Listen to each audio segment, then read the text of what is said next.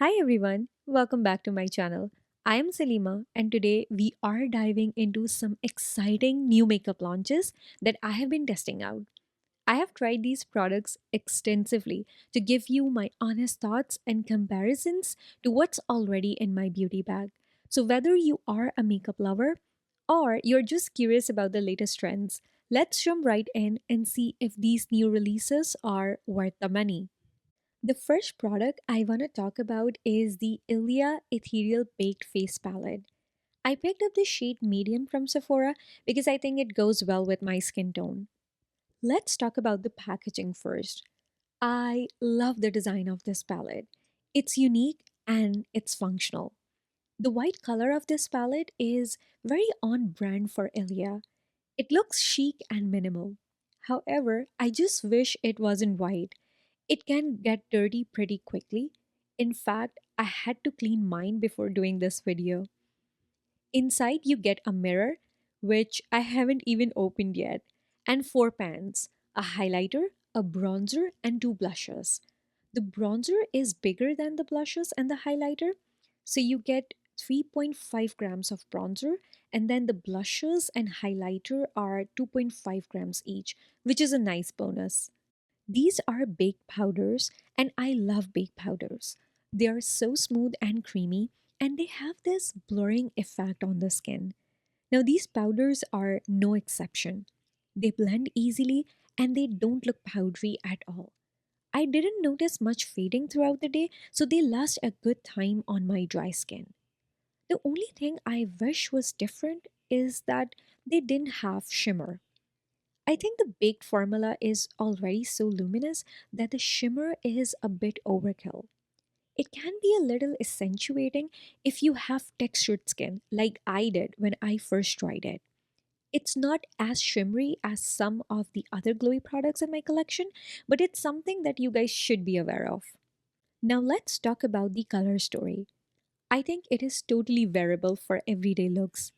As someone who travels quite a lot, I can take this palette with me and I will have my blush, bronzer, and highlighter to do my makeup.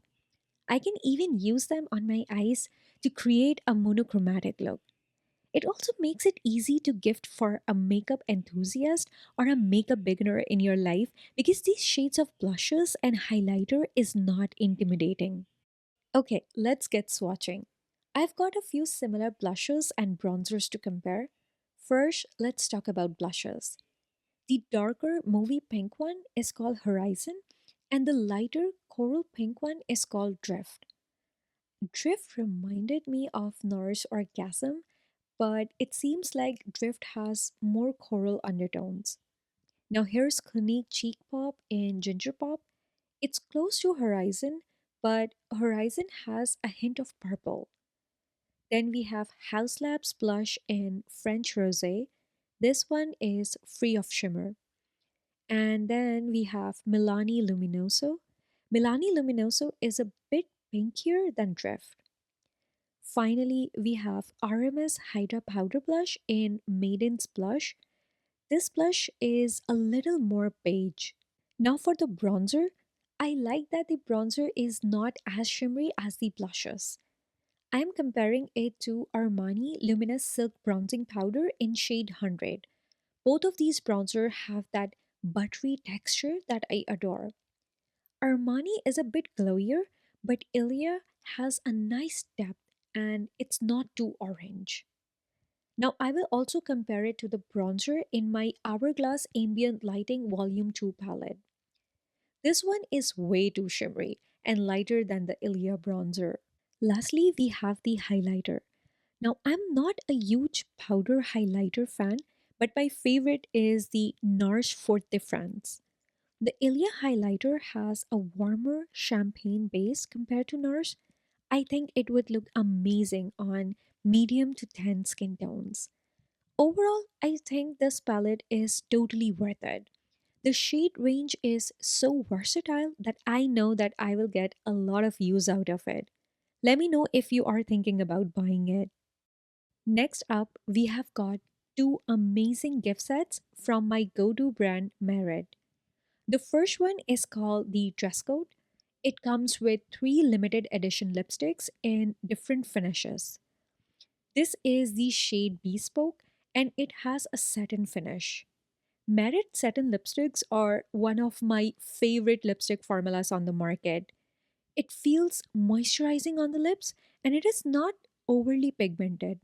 You can easily customize the level of pigment you want and they last a good time. The next shade is called Black Tie and it has a matte finish. This is my favorite shade from this set. It's a vibrant cranberry shade which is perfect for fall and winter season. I am happy that it is in their matte finish. Their matte lipsticks are comfortable on the lips and you can use this to create a blotted lip look. I love to wear such bold shades with a blotted lip effect because they look sophisticated. The last lipstick in this set is called the Dior and it is a lip blush. So this is not just a limited edition shade but also a limited edition finish called lip blush. I think this finish is quite similar to their matte lipsticks. The only difference I can tell is that lip blush is not as pigmented as the matte lipstick in the first swipe, but you can build up the color if you want. This is a soft mauve shade and it's a good way to add some color to your lips when you're going for a natural makeup look. I think Merit did an excellent job with this set. I love all three shades and finishes in this set. They work so well with my skin tone and my dry lips. Speaking of lipsticks, would you guys like to see a full on lipstick comparison and showdown? I've got some high end and luxury lipsticks in my collection that I can't wait to compare. So let me know what you guys think. Next up, we have got the Merit Flush Balm Trio. If you have seen any of my blush comparisons, you know I am a huge fan of these blushes. They are the perfect amount of pigment, not too sheer, not too intense. They are so easy to use even if you are a makeup newbie, and they give your skin the most beautiful natural glow. Now, this set comes with three mini size flush bombs in the shade Mood, Stockholm, and Bespoke. Bespoke is the limited edition shade. I actually already have a full size of Stockholm, so I gifted the mini one to my friend. The full size flush bomb has 9 grams, while the minis in this set have 4.5 grams. Mood is a soft burgundy shade that looks amazing with neutral makeup or a burgundy lip. It adds a nice depth and dimension to my face. Stockholm is a soft baby pink. I usually don't love baby pink blush, but this sheer formula looks really natural on my skin. Bespoke is defined as brown pink, but on me it looks more plump. With this kind of shade, I like to keep it focused on the apples of my cheek to avoid looking muddy. Overall, this is a great set if you want to try Merit Flush Bombs or if you are missing any of these shades from your collection. Now let's take a break from makeup and quickly talk about a new fragrance launch from KAYALI that has been the talk of the town these days. This is called the Wedding Silk Santal 36 and it is their limited edition fragrance which they introduced last year and they brought it back this year. I believe this was available online only, so you cannot go in store and try it out before buying it. So I got the mini size. Now, I want to be upfront. Fragrance is so personal, so don't get triggered if you love this one. But I feel like it's been overhyped. The name, the packaging, and the marketing make it sound like an ethereal, luxurious scent. But to me, it's mostly warm vanilla with a hint of sparkle. Now, there's nothing wrong with vanilla. In fact, I love sweet gourmand perfumes. However, it smells generic to me, like something I would get from Bath and Body Works. With 6 to 10 sprays, I get about 2 to 3 hours of wear out of it before it fades completely. Kayali fragrance aren't known for their longevity, so that wasn't a surprise to me. Overall, I don't think it's worth the price or the hype. If you have missed out, just don't panic. Last but not least, we have got two concealers to talk about. First is the Danessa Myricks Yummy Skin Lift and Flex Concealer in the shade 10. I love their yummy skin tint, so I had high hopes for this concealer. And it didn't disappoint. It's so lightweight and creamy. I was surprised that a medium to full coverage concealer could feel so light on my skin. I usually don't set my under eye area with powder, and with this concealer, I didn't notice any creasing at all throughout the day. It blends beautifully and looks like skin. If you want a full coverage concealer that doesn't look cakey, this is a great option. If you have oily skin, you might want to set it with powder. But if you have dry skin like I do, feel free to skip the powder. This concealer reminds me a lot of the Fenty Beauty We Are Even Hydrating Concealer. Both of these have similar lightweight formula with medium to full coverage on the skin. I wore them side by side and I couldn't tell the difference except for the shade.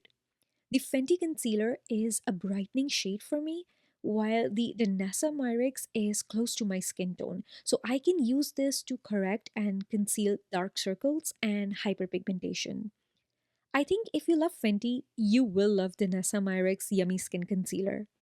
The second concealer that I wanted to talk about is the Saie Slip In Concealer in the shade 10. While I'm not a huge fan of their tinted moisturizer, I really love their Hydra Beam Concealer, so I was excited to give this one a try. Unfortunately, it didn't quite hit the mark for me. I found blending and setting this concealer a bit challenging. No matter what I did, it seemed to sit on my skin rather than blend in, resulting in a patchy finish. It felt drier compared to the lovely hydrating formula of the Hydra Beam Concealer. I get the impression that this might not be the best match for a dry or mature skin type. On the flip side, the Hydra Beam Concealer is a total gem for me. It's lightweight, super hydrating, and blends seamlessly for that second skin look. If you are after a light coverage and a natural finish, it's a fantastic option. However, if you need something with more coverage, I would recommend checking out the Danessa Myricks Yummy Skin Concealer or the Fenty Beauty Concealer. If you guys have tried the new Say concealer, let me know what is your experience with it. How did you guys make it work? Alright, that wraps up today's video. I'm really curious to know what you guys think. Like, did you guys enjoy this comparison style video or would you prefer to see new products reviewed individually? Let me know your thoughts. Take care, everyone. Don't forget to subscribe to my channel, and I can't wait to see you in my next video. Bye for now.